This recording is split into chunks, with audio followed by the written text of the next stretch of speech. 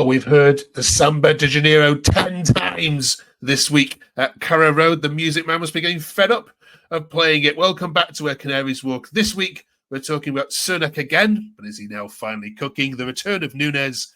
Who do we want in the January transfer window? And who is the November player of the month for the Canaries? Welcome back, Billy, Matty, and Oliver to Where Canaries Walk. And thank you very much for watching 20 minutes of Norwich chat. Rapid-paced magazine style. Let's jump straight into it. Ollie, last week we had a go at Sernac on this channel. I and you and Billy owe him an apology, don't we? Yeah, we do. He's proved us all wrong yesterday. And, you know, I am happy for him because while I was harsh, I knew there was always a player in there. I'm not happy for him. He's got that confidence now and he's up and running. Okay, we apologise unrefutably. I mean, to be fair, he probably watched us last week, hopefully, and gave him the kick they needed. Barger says Ante is beginning to cook. He'll be on fire soon. What a massive week for Ante, says Jack. Seeing him come good has put a real smile on my face. He deserves good things to come to him. Absolutely love it. All right, Billy, what's been the difference this week to him than the previous 7? Just got a little bit more time, it looked like to me. And when he did bag them, you could see with everyone who joined the celebrations, they were like, yes, like they were pleased for him. So it was good all round. Is he that sort of player that's going to be good against the Plymouths and the Lutons, where he might get that extra space and those extra yards, but, you know, against your tighter teams, your tighter defenders, he's going to struggle? Potentially, but Sarge did struggle in his first season for us, and now look at him. So maybe it's just a slow burner. Okay, Matty, what have you made of these 2 games this week? What have we learned about the Canaries? Are you know, genuine playoff contenders who have got over our little blip? I think we've got over the blip. I think we said for a long time that the injuries were the biggest issue. Really, it wasn't necessarily anything that Hoftorp was doing or wasn't doing. He was playing the cards that he was dealt. And I think with McLean back now, Nunes back, Sernac having a little bit of confidence now with a few goals, Barnes coming off the bench and being an option, just having a few more legs off the bench. It feels like we have got over that blip. And I think we, post-Christmas, will kick on. And the season doesn't really start till February, does it? Let's be honest. So I think we'll be a force come sort of that last third of the season. Okay. About the Plymouth game, though, Matty, can I just ask you, were Norwich that good or were Plymouth that bad? Ooh, yes. A bit of both. A bit of both. They did look poor. You do, to use the football cliche, you fear for Plymouth. I reckon that they losing their head coach obviously last season wasn't ideal, and I don't think Rooney's a great replacement. I'm not really sure he's getting jobs still, to be fair. So I think it was a combination, especially if you look at Sernac's goal, like on Tuesday night, it came from 2 mistakes from Plymouth. So they were poor, but we were also really good and really ruthless, which is one of the things that we've spoken about previously quite a few times about us not being quite ruthless enough. And one of the things that Hoftorp's mentioned a few times about us not being ruthless. So for us to bag 6 and then to bag, you know, over the course of the 2 games, like that sort of goals tally is a little bit of a confidence booster, not just for the players, but for the fans as well, for them to look at it and go, right, we're back now. This is something to build on. Okay. Let's look at some more social media takes, shall we then? Oliver, John says, it's so good to have Nunes back. He made a huge difference when he came on with others chipping in with goals. Sargent has not been such a big absence.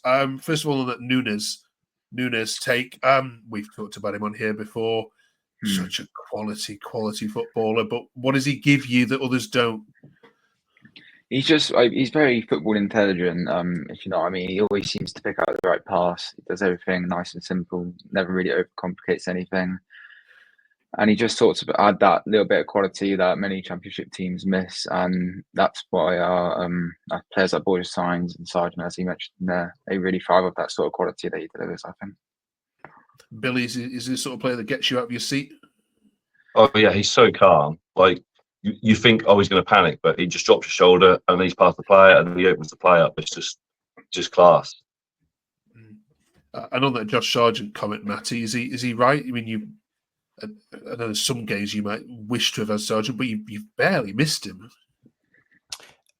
I think I really don't want to be like a negative Nelly or downplay things, but I think we would have missed Sargent a lot more had Saints not been in the form that he has been.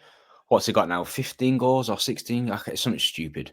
We're only in the first weekend of December. It's bonkers, really. So we haven't missed him in that respect, but I think we have missed him in terms of his hold-up play, the runs that he makes behind. There was a game where we started Marcondes through the middle, which is almost as a false nine, which clearly didn't work. We did miss like that out and out number 9 at Sarges, but hopefully now Sernac getting into a little bit of form, getting a bit of confidence. Any manager is always going to be sort of happy about having competition for places, and hopefully now Cernac's kind of pushing Sarge. Listen, when Sarge is back, he starts as the number 9, but it's good that we've now got options in multiple positions. So yeah, we've not missed Sarge, but I think that's mainly because of how informed Borja Sainz has been, to be fair.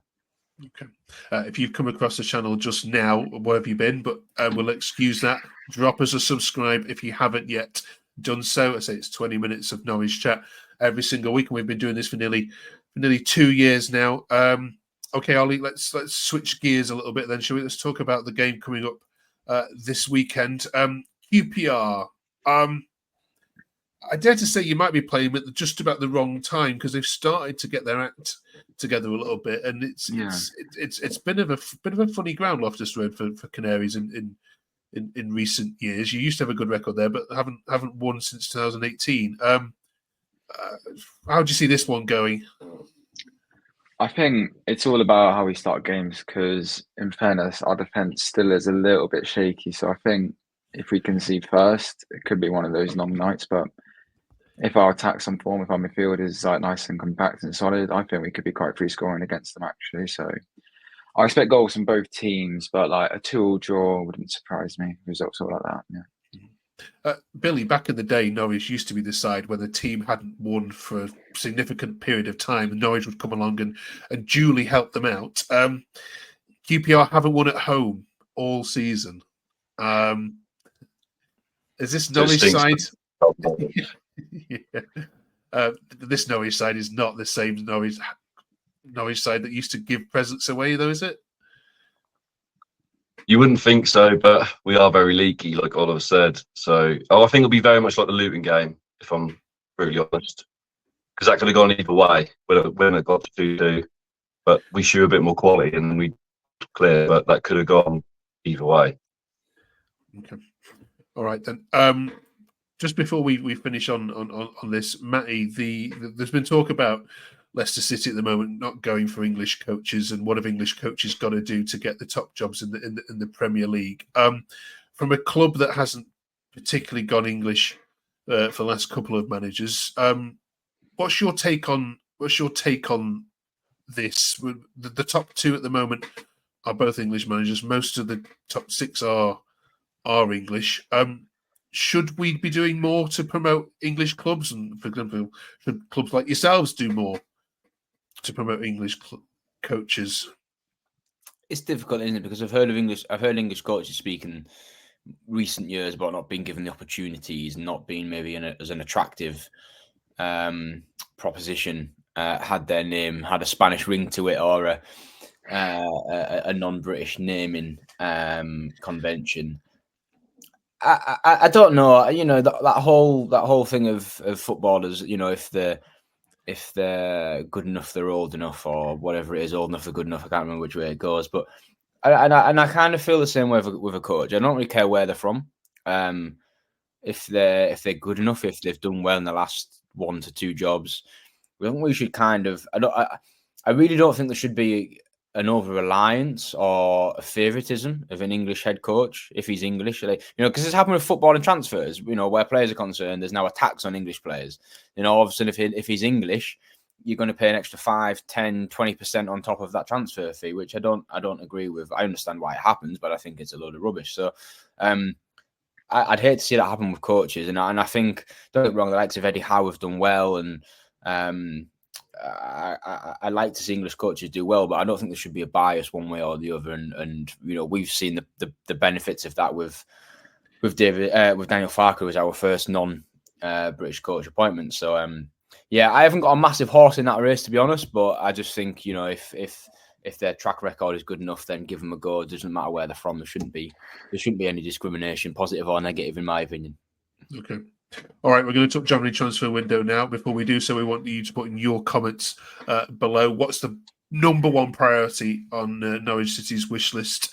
All right, Oliver. Well, the kids are writing the list to Santa, so let's write Norwich's, shall we now? What is the number one target in terms of positions that Norwich must get by the time this next window closes? It's a difficult one, in my opinion. I would go really basic and just say more depth, more quality depth to the team. But I fear that if Borja Sainz goes, then that sort of left mid, left winger sort of position will be a priority. But that's only if he goes. Okay. Billy? I'd go for a Kenny replacement, not as in direct replacement, but he's not getting any younger, and you need to phase that out in the next season or two. Okay. Matty? I'd agree there. I think I'm probably bored of hearing me saying this, Mark, about we never really replaced Alex Tettey or Oliver Skip in that sort of holding midfield position. Kenny does a good job. But as Billy rightly says, I'd be looking for someone to come in as an understudy almost, with the intention that they not just learn from him on the field, but learn from him off the field in terms of his leadership qualities and what he brings to us as a club. So, and God, give us another decent number 2 keeper as well, because I'm sick of going on about George Long. He's honestly, just how we gave him another contract extension is beyond me, and I've slagged him off a few times in the past. I appreciate it, so I don't want to spend too much time on that. But I'd really love us to see go and get a really good, competent number 2 keeper. But for me, definitely another holding midfielder. To Oliver's point, a little bit more depth would be really useful, because injuries come about, don't they? We've seen it. We've struggled big time with a few injuries, 5 or 6 first-team players out, which I know I appreciate is a lot, but when you have a few first-team players out, it's hit us. And if that was to happen again in February, March, that could scup a potential playoff push. So, yeah, another good home midfielder and a little bit more depth in 1 or 2 positions would be lovely. Okay. I thought we were going to get through the whole question there without a long being mentioned, but no, it's all right. I'm glad you're here, Matty. All right, let us know what you think. Also, of course, we're asking the question about November Player of the Month. The club, I'm sure, will announce theirs soon, but let's get in there first, shall we? Forget who they think the club's going to give it to. Who do you actually think should deserve it? Billy, you've seen, I think, most games, either from the comfort of your lounge or there in the stadiums. Who's impressed the most?